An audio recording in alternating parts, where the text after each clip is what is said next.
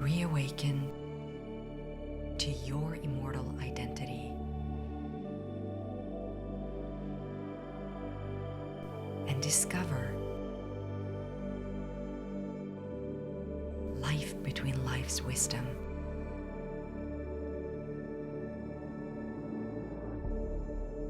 Presented by the Michael Newton Institute.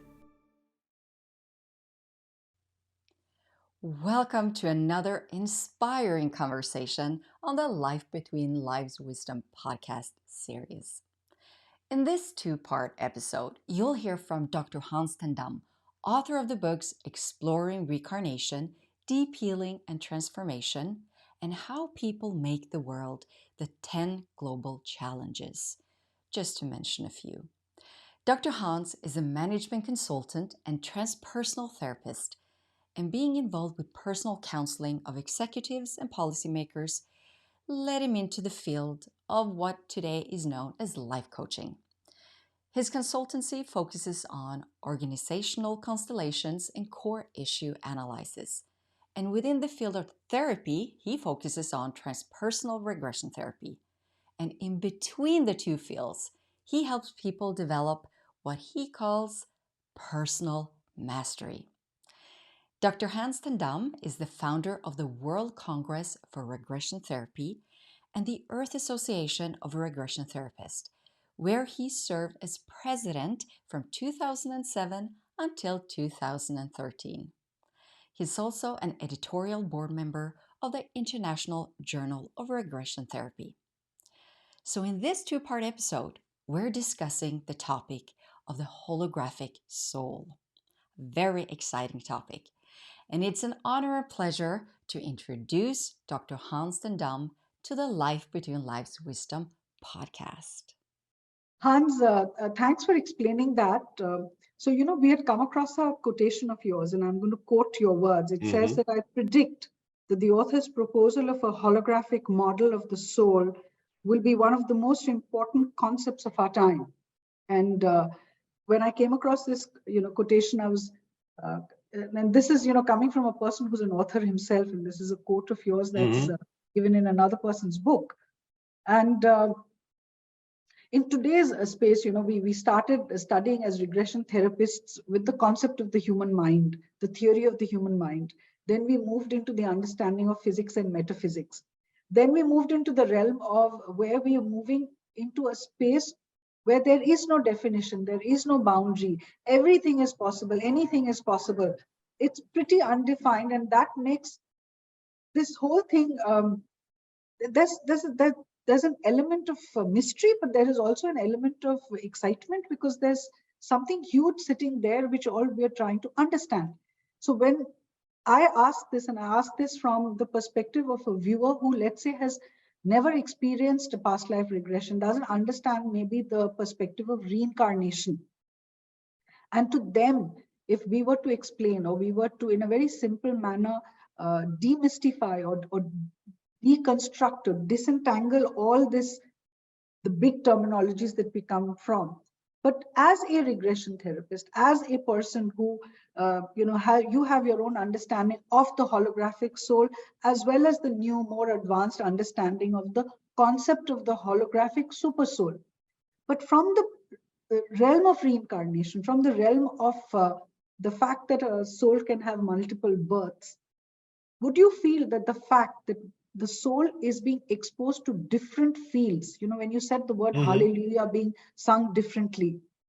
So in every lifetime, in every experience and every incarnation, that soul could be singing that hallelujah differently because it's being exposed to different fields. How is this understanding of reincarnation, soul journey, past life regression, multiple lifetimes, for a common person who's never ever probably experienced all this, how would you explain this to them? Because I know for Vivek and me, we're probably lapping this up, being students and practitioners. What about the person who hasn't? My first response is awful. I would not try to explain it to them. Why would I try to explain it to them? The only thing is when they have experiences that they do not understand and they cannot place, they cannot do something with it. I may have a concept, an idea that could make sense of what they're experiencing. But if they don't have that experiencing, I would not sell the idea.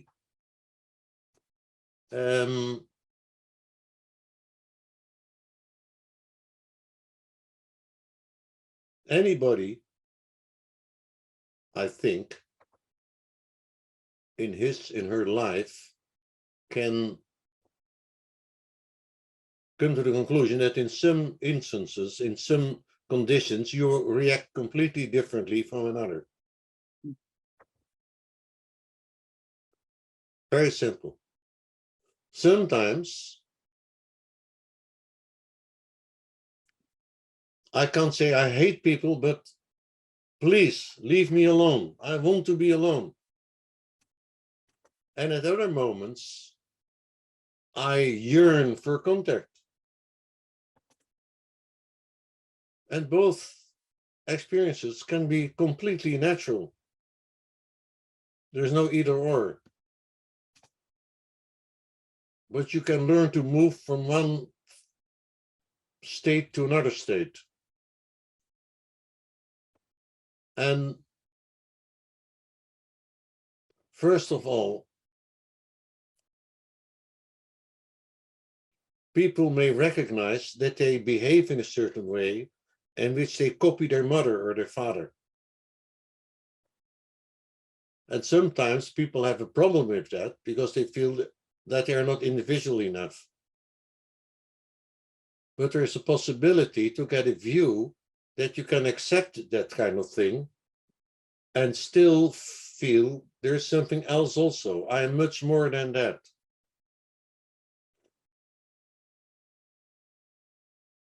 Whoever you are, whatever you are, you may discover that you are more than what you experience about yourself now.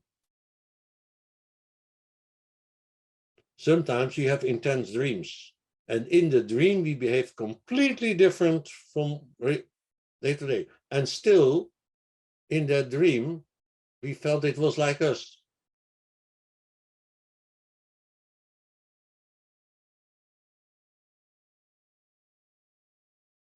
And I think one of the most common experiences is when people meet each other. When you meet a person, it can be maybe the deepest, the most fantastic experience is that you meet a person that you've never met before and it feels like homecoming. Now that's fantastic. But it's also possible that a person you have lived your life for many years, you suddenly sense something that you never sensed before in that person.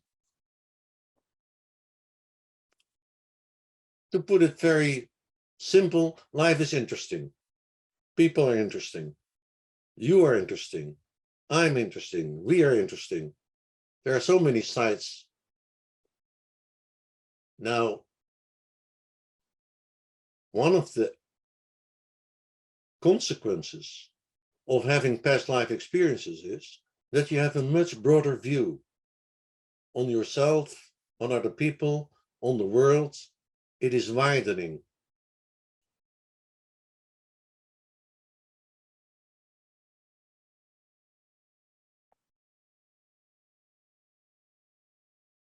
Which means also that you are more open towards other people because you're open to differences, to surprises.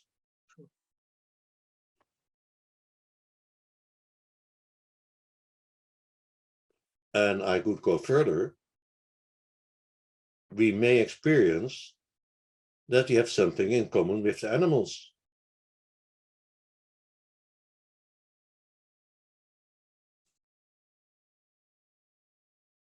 And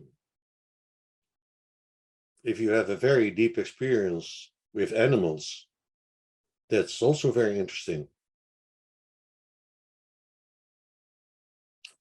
One of the things I can recommend everyone, if you ever had a life in the Stone Age, it is wonderful to experience that. Because was it brutal? Sometimes, often. But the interesting thing is, people did not think, they did not analyze in the way that we were thinking. When you woke up in the cave, you wouldn't say, oh my God, it's raining again. Why is it raining all the time? You didn't think like that. Rain was wet, sun was dry, was warm, cold is cold, warm is warm. This kind of simplicity, not analyzing things. It's like having a holiday of your whole intellectual mind. And I'm not saying that it's better, but I can sure tell you it's very refreshing.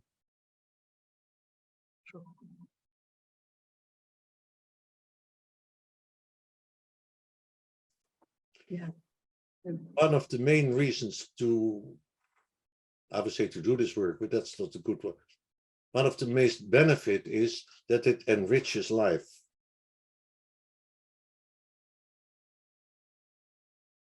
And life can be so much richer than it very often is. Yes.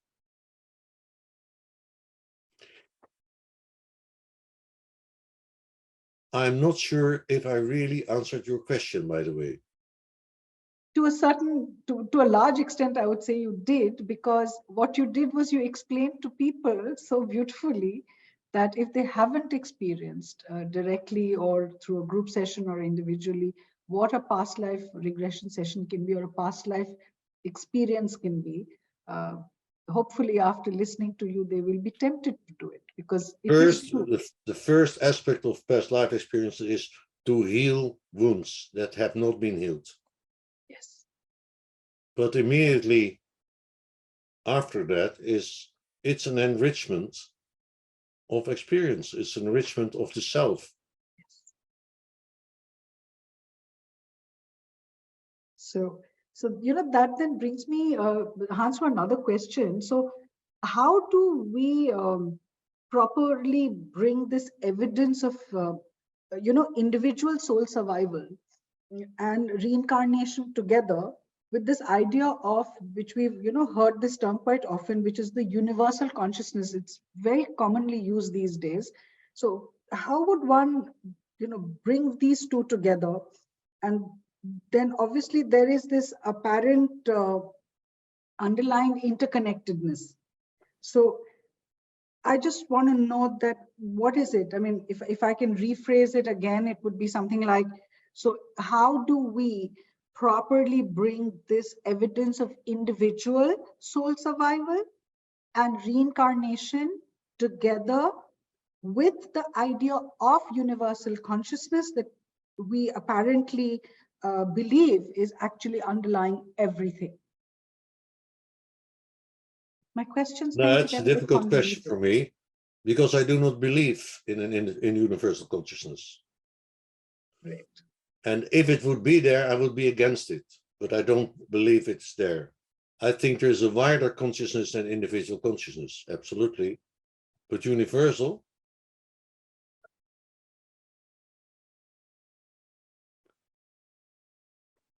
I don't want to be in the same swimming pool as everybody else. Mhm. With some people, I would like to be in the same swimming pool. With other people, no, not at all. And I don't want to be in a swimming pool with monsters.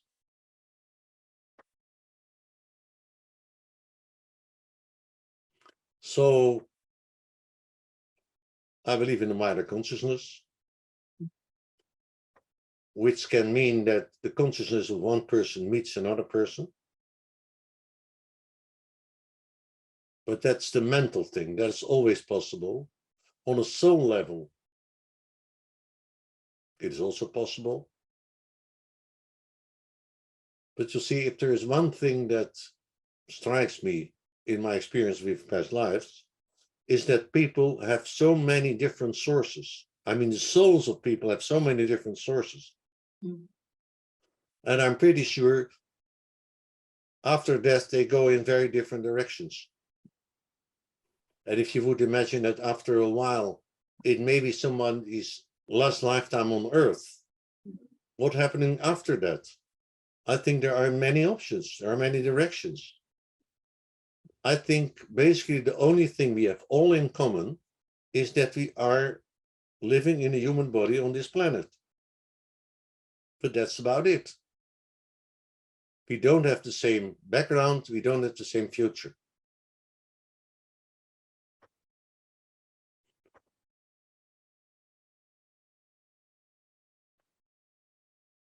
Some people experience their first lifetime on Earth as a prison. I remember one guy who remembered his first lifetime on Earth as an Inuit, an Eskimo. His wife is sick, is ill, so he has to go to a medicine man. And it takes about 1.5 days with a sledge to get to the medicine man. When they arrive to the medicine man, his wife is dead. He is so angry. This is so stupid world. It takes time to go from one place to another place. He's not accustomed that it takes time. Because it's the first time he is in a physical body. There is distance. When you're up there, you think of something and you're there. Now, his experience here is colored by where he came from. Now, let's assume, I'm making this up. You have been an elephant before you became a human. By the way, I think that's possible. Maybe you feel that your body is so weak and so vulnerable because you're accustomed to something else. Well, that's a completely different experience, and that is a completely different road. But the interesting thing is, both the non-physical soul that incarnated for the first time and the soul that was accustomed to be an elephant, they may meet each other. They may probably be strangers to another, but not necessarily. Life is so much more interesting than we think it is. Now imagine that these two souls with these two different stories, when they're going to exchange their stories. Now that's interesting. It's even marvelous. I would say not every session, but many sessions are 10 times more interesting than the most interesting movie you've ever seen. True.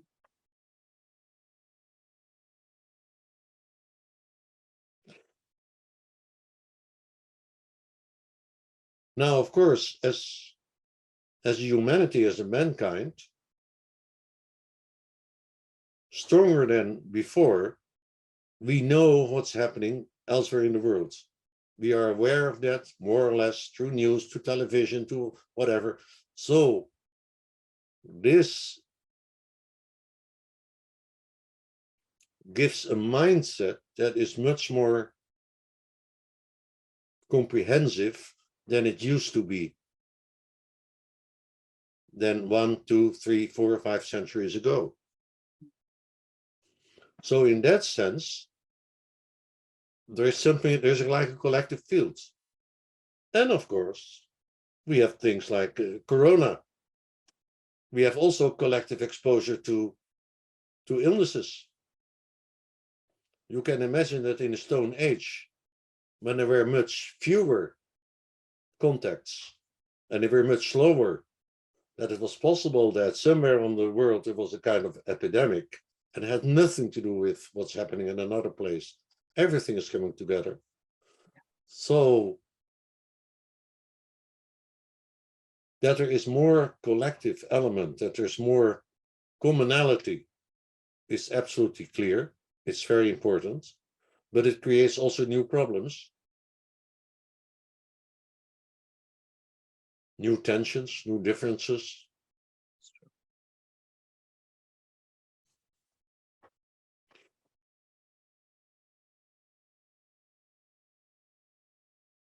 So yes, I think mankind is moving into a situation in which there's much more of a common fate.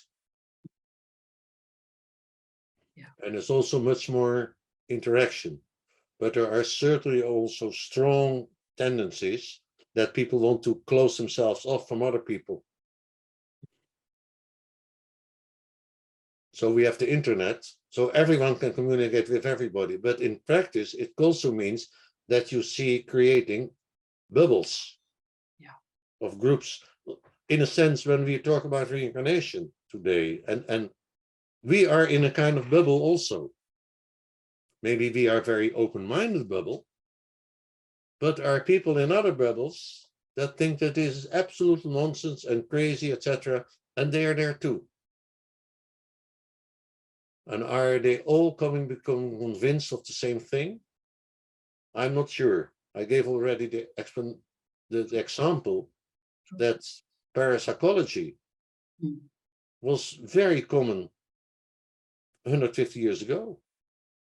And parapsychological institutes, they are hardly accepted in academia. So not everything is going to the encompassing.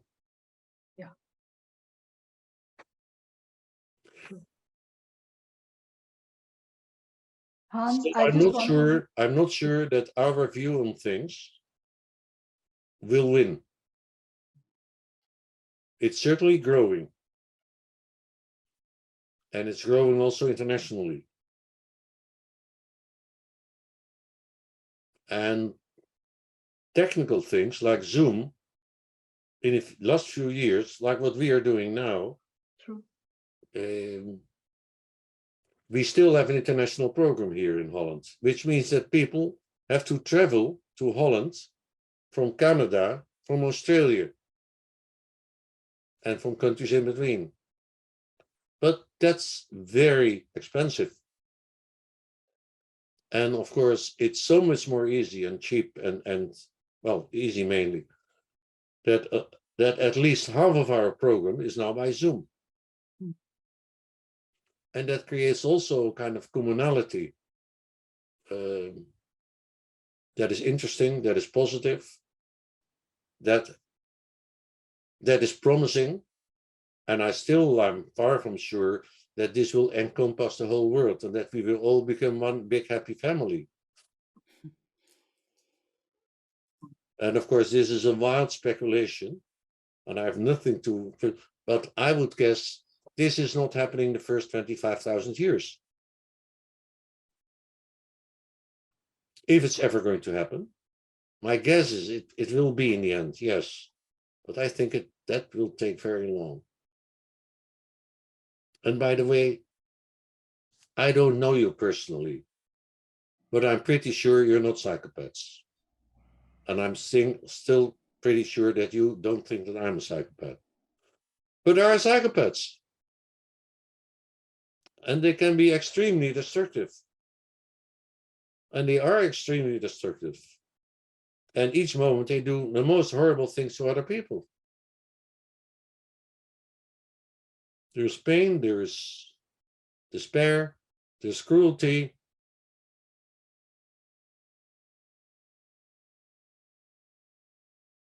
That is not going to be resolved anytime now, anytime soon. Still, I'm on the long run, I'm pretty positive. But I'm far from sure that we go into something like common consciousness pretty soon now. No.